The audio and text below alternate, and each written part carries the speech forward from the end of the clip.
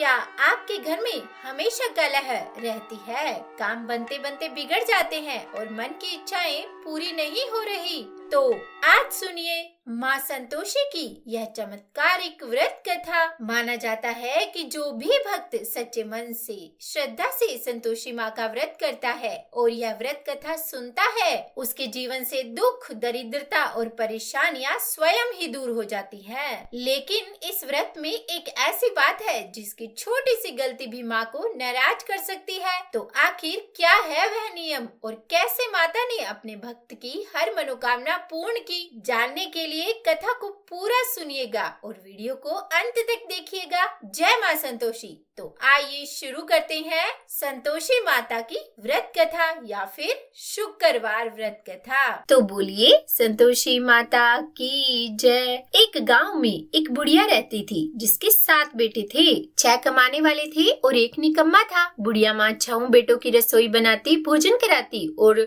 जो कुछ जूठन बचती वह 7वें को दे देती थी। परंतु वह बड़ा भोला भाला था, मन में कुछ विचार नहीं करता था। एक दिन वह अपनी बहू से बोला कि देखो मेरी माँ मुझ पर कितना प्रेम करती है। वह बोली क्यों नहीं, सबका जूठा बचा हुआ जो तुमको खिलाती है। तब वह बोला ऐसा नहीं हो सकता है, मैं जब तक आंखों से न देख लूं मान नहीं सकता। बहू ने हंसकर कहा देख लोगे तब तो मानोगे। कुछ दिन बाद त्योहार आया। घर में 7 प्रकार के भोजन और चूरमे के लड्डू बने। तब वह जांचने को सिर दर्द का बहाना करके पतला वस्त्र सिर पर ओढ़े रसोई घर में सो गया। वह कपड़े में से सब देखता रहा। 6 भाई भोजन करने आए। उसने देखा माँ ने उनके लिए सुंदर आसन बिछा, नाना प्रकार की रसोई परोसी और आग्रह करके उन्हें जिमाया। वह देखता रहा। 6 भोजन करके चले गए। तब माँ ने उनके जूठी थालियों में से लड्डुओं के टुकड़े उठाकर एक लड्डू बनाया। जूठन साफ करके बुढ़िया माँ ने उसे पुकारा कि बेटा 6 भाई भोजन करके गए, अब तू ही बाकी है, उठ,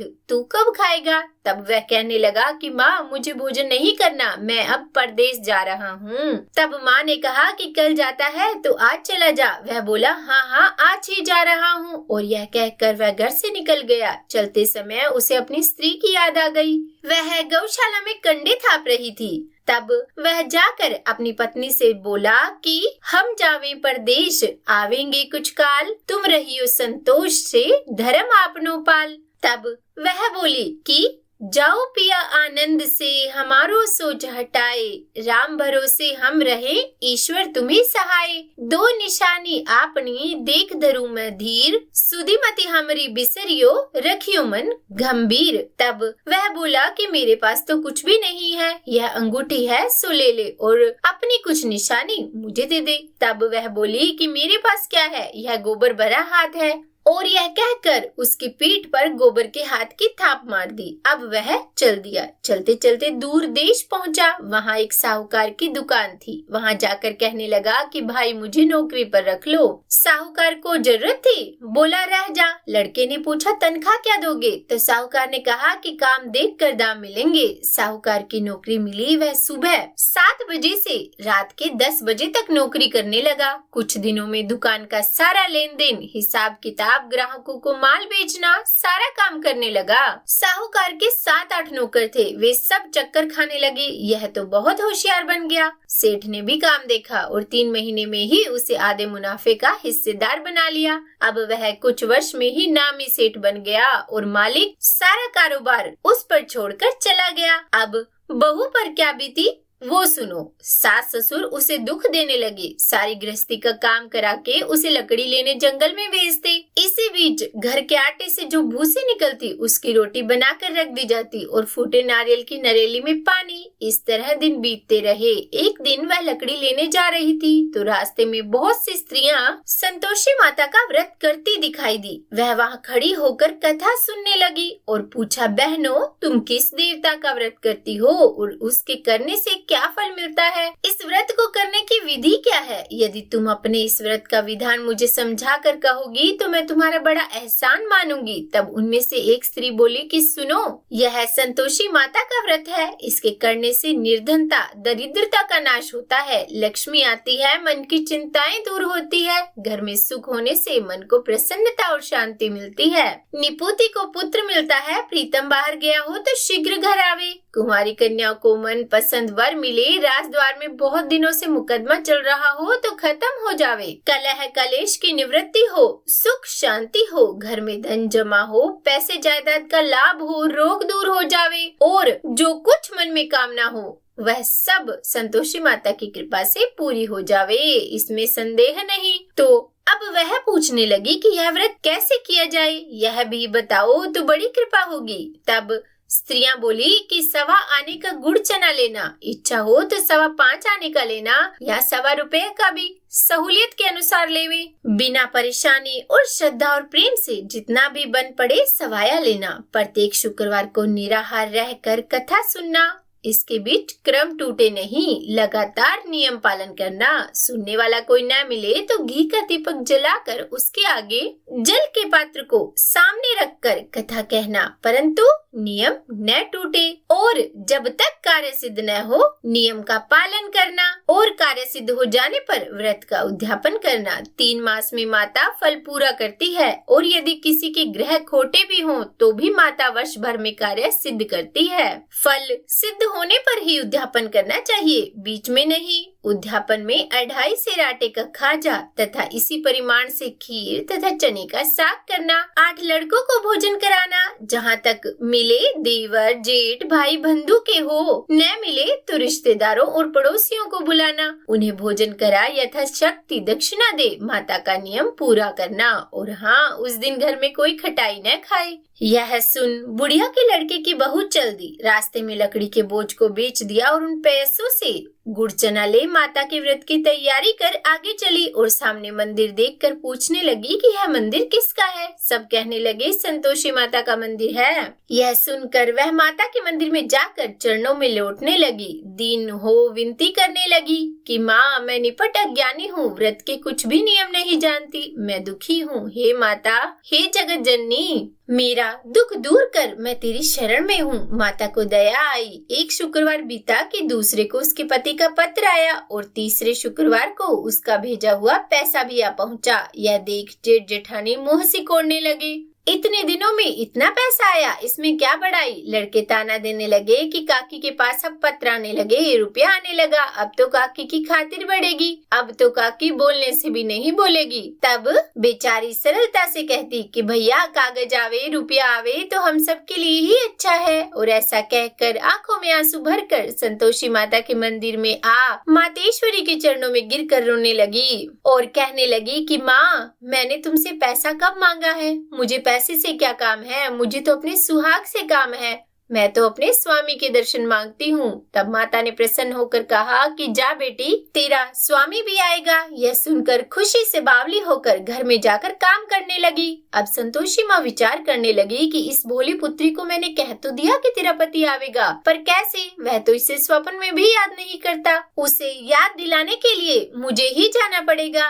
और इस तरह संतोषी माता उस बुढ़िया के बेटे के पास जा स्वप्न में प्रकट होकर कहने लगी कि साहूकार के बेटे सो रहा है या जागता है। तब वह बोला कि माँ, सोता भी नहीं और जागता भी नहीं हूँ, कहो क्या आ गया है। तब माँ ने कहा कि तेरे घर बार कुछ है कि नहीं। वह बोला, मेरे पास तो सब कुछ है, माँ बाप बहू है, क्या कमी है। तब माँ बोली कि भोले पुत्र, तेरी बहू घोर कष्ट उठा रही है, तेरे माँ बाप उसे त्रास दे रही है, वह तेरे लिए तरस रही है, तू उसकी सुध ले। वह बोला, हाँ माता जी, यह तो मालूम है, परंतु जाऊँ तो कैसे, परदेश की बात है, लेन देन का कोई हिसाब नहीं, कोई जाने का रास्ता नजर ही नहीं आता, कैसे चला जाऊं। तब माँ कहने लगी कि मेरी बात मान, सवेरे नहा धोकर संतोषी माता का नाम ले, घी का दीपक जला, दंडवत कर, दुकान पर जाकर बैठ, देखते देखते सारा लेन देन चूक जाएगा, जमा माल बिक जाएगा, सांझ होते होते धन का भारी ढेर लग जाएगा। अब सवेरे जल्दी उठ भाई बंधुओं से सपने की सारी बात कही। वे सब उसकी अनसुनी करके दिल लगी उड़ाने लगे। कभी सपने भी सच होते हैं। तब एक बूढ़ा बोला कि देख भाई, मेरी बात मान। इस प्रकार झूठ सांच करने के बदले देवता ने जैसा कहा है वैसा ही करने में तेरा क्या जाता है। अब बूढ़े की बात मानकर वह नहा धोकर संतोषी माता को दंडवत कर घी का दीपक जला दुकान पर जा बैठा। थोड़ी देर में क्या देखता है कि देने वाले रुपया लाने लगे और लेने वाले हिसाब लेने लगे। कोठे में भरे सामान के खरीदार नगद दाम दे सौदा करने लगे। शाम तक धन का भारी ढेर लग गया। मन में माता का नाम ले चमत्कार देख प्रसन्न हो घर ले जाने के वास्ते गहना कपड़ा सामान खरीदने लगा और यहाँ के काम से निपट तुरंत घर को रवाना हुआ। बहू बेचारी जंगल में लकड़ी लेने जाती। लौटते वक्त माता जी के मंदिर में विश्राम करती। वह तो उसके प्रतिदिन रुकने का स्थान ठहरा, तो उस दिन भी उसने वैसा ही किया और फिर धूल उड़ती देखकर वह माता से बोली कि हे माँ, यह धूल कैसे उड़ रही है। तब माता ने कहा कि हे पुत्री, तेरा पति आ रहा है। अब तू ऐसा कर, लकड़ियों के 3 बोझ बना ले। एक नदी के किनारे रख, दूसरा मेरे मंदिर पर और तीसरा अपने सिर पर रख। तेरे पति को लकड़ियों का गट्ठर देख मोह पैदा होगा। वह यहाँ रुकेगा, नाश्ता पानी खाकर माँ से मिलने जाएगा। तब तू लकड़ियों का बोझ उठाकर जाना और चौक में गट्ठर डालकर जोर से आवाज लगाना कि लो सासू जी, लकड़ियों का गट्ठर लो, भूसे की रोटी दो और नारियल के खोपड़े में पानी दो। आज मेहमान कौन आया है। तब वह बहू बोली कि बहुत अच्छा माता जी। और फिर माता जी से कहकर वह प्रसन्न मन से लकड़ियों के 3 गट्ठर ले आई। एक नदी किनारे पर और एक माता जी के मंदिर पर रखा। इतने में मुसाफिर आ पहुँचा। सूखी लकड़ी देख उसकी इच्छा उत्पन्न हुई कि क्यों न हम यहीं पर विश्राम करें और भोजन बना कर खा पी कर ही गाँव जाए। इस तरह रुक कर भोजन बना विश्राम करके गाँव को गया। सबसे प्रेम से मिला। उसी समय सिर पर लकड़ी का गट्ठर लिए वह उतावली सी आई और लकड़ियों का भारी बोझ आंगन में डालकर जोर से 3 आवाज दी कि लो सासू जी, लकड़ियों का गट्ठर लो, भूसे की रोटी दो। आज मेहमान कौन आया है। यह सुनकर उसकी सास बाहर आकर अपने दिए हुए कष्टों को भुलाने हेतु बोली कि बहू, ऐसा क्यों कहती है। तेरा मालिक ही तो आया है। आ बैठ, मीठा भात खा, भोजन कर, कपड़े गहने पहन। उसकी आवाज सुन उसका पति बाहर आया। अंगूठी देखकर व्याकुल हो गया और माँ से पूछा कि माँ, यह कौन है। माँ बोली कि बेटा, यह तेरी बहू है। आज 12 वर्ष हो गए जब से तू गया है, तब से सारे गांव में जानवर की तरह भटकती फिरती है। घर का काम काज कुछ करती नहीं, 4 पहर आकर खा जाती है। अब तुझे देख भूसे की रोटी और नारियल के खोपड़े में पानी मांगती है। तब वह लज्जित होकर बोला कि ठीक है माँ, मैंने इसे भी देखा है और तुम्हें भी देखा है। अब दूसरे घर की ताली दो, उसमें रहूंगा। फिर माँ बोली कि ठीक है बेटा, जैसे तेरी मर्जी वो कर। और यह कहकर ताली का गुच्छा पटक दिया। उसने ताली लेकर दूसरे मकान की 3री मंजिल का कमरा खोल सारा सामान जमाया। एक दिन में ही वह कमरा राजा के महल जैसा लगने लगा। वहाँ महल जैसा ठाट बाट बन गया। अब क्या था, बहू सुख भोगने लगी। इतने में शुक्रवार आया। उसने अपने पति से कहा कि मुझे संतोषी माता के व्रत का उद्यापन करना है। तब उसका पति बोला कि अच्छा, खुशी से कर लो। वह उद्यापन की तैयारी करने लगी। जेठानी के लड़कों को भोजन के लिए कहने गई। उन्होंने मंजूर किया, परंतु पीछे से जेठानी ने अपने बच्चों को सिखाया कि देखो रे, भोजन के समय खटाई मांगना, जिससे उसका उद्यापन पूरा न हो। लड़के जीवने आए, खीर खाना पेट भरकर खाया, परंतु बाद में याद आते ही कहने लगे कि हमें खटाई दो, खीर खाना हमको भाता नहीं, देखकर अरुचि होती है। तब वह कहने लगी कि भाई, खटाई तो किसी को नहीं दी जाएगी, यह तो संतोषी माता का प्रसाद है। लड़के उठ खड़े हुए, बोले पैसा लाओ। भोली बहू कुछ जानती थी नहीं, उन्हें पैसे दे दिए। लड़के उसी समय हट करके इमली की खटाई लाकर खाने लगे। यह देखकर बहू पर माताजी ने कोप किया। राजा के दूत उसके पति को पकड़ कर ले गए। जेठ जेठानी मनमाने वचन कहने लगे कि लूट लूट कर धन इकट्ठा कर लाया है, अब सब मालूम पड़ जाएगा जब जेल की हवा खाएगा। बहू से यह वचन सहन नहीं हुए। रोती हुई माताजी के मंदिर गई और कहने लगी कि हे माँ, तुमने क्या किया। हंसाकर अब भक्तों को रुलाने लगी। तब माता बोली, बेटी, तूने उद्यापन करके मेरा व्रत भंग किया किया है, इतनी जल्दी सब बातें भुला दी। वह कहने लगी, माता भूलती तो नहीं, न ही कुछ अपराध किया है, मैंने तो भूल से लड़कों को पैसे दे दिए थे, मुझे क्षमा करो, मैं फिर से तुम्हारा उद्यापन करूंगी। माँ बोली, अब भूल मत करना। तब वह बोली कि अब भूल नहीं होगी माँ, अब बताओ वे कैसे आएंगे। माँ बोली, जा पुत्री, तेरा पति तुझे रास्ते में आता मिलेगा। वह निकली तो राह में पति आता मिला। तब उसने अपने पति से पूछा कि कहाँ गए थे। तब वह कहने लगा कि इतना धन जो कमाया है उसका टैक्स राजा ने मांगा था, वह भरने गया था। तब वह प्रसन्न हो बोली कि भला हुआ, अब घर को चलो। घर गए। कुछ दिन बाद फिर शुक्रवार आया। अब वह बोली कि मुझे फिर माता को उद्यापन करना है। पति ने कहा, करो। तब बहू फिर से जेठ के लड़कों को भोजन का कहने गई। जेठानी ने एक दो बातें सुनाई और सब लड़कों को सिखाने लगी कि तुम सब लोग पहले ही खटाई मांगना। लड़के भोजन से पहले कहने लगे कि हमें खीर नहीं खानी, हमारा जी घबराता है, कुछ खटाई खाने को दो। वह बोली कि खटाई तो किसी को नहीं मिलेगी, आना है तो आओ। और फिर वह ब्राह्मण के लड़कों को लाकर भोजन कराने लगी। यथाशक्ति दक्षिणा की जगह एक एक फल उन्हें दिया, जिससे संतोषी माता प्रसन्न हो गई। और फिर माता की कृपा होते ही 9वें मास में उसको चंद्रमा के समान सुंदर पुत्र प्राप्त हुआ। पुत्र को पाकर प्रतिदिन माता जी के मंदिर को जाने लगी। माँ ने सोचा, यह रोज आती है, आज क्यों न इसके घर चलूं, इसका आसरा तो देखूं। और यह विचार कर माता ने भयानक रूप बनाया। गुड़ चने से सना मुख, ऊपर सूंड के समान होठ, उस पर मक्खियां भिनभिना रही थी। दहली पर पैर रखते ही उसकी सास चिल्लाई, देखो रे, कोई चुड़ैल डाकिनी चली आ रही है। अरे लड़को, इसे भगाओ, नहीं तो किसी को खा जाएगी। लड़के भगाने लगे, चिल्लाकर खिड़की बंद करने लगे। बहू रोशनदान में से सब देख रही थी। प्रसन्नता से पगली बन चिल्लाने लगी कि आज मेरी माँ मेरे घर आई है और उसने बच्चे को दूध पीने से हटा दिया। तो इतने में सास का क्रोध फूट पड़ा। वह बोली, देखो रे, क्या उतावली हुई जाती है, बच्चे को ही पटक दिया।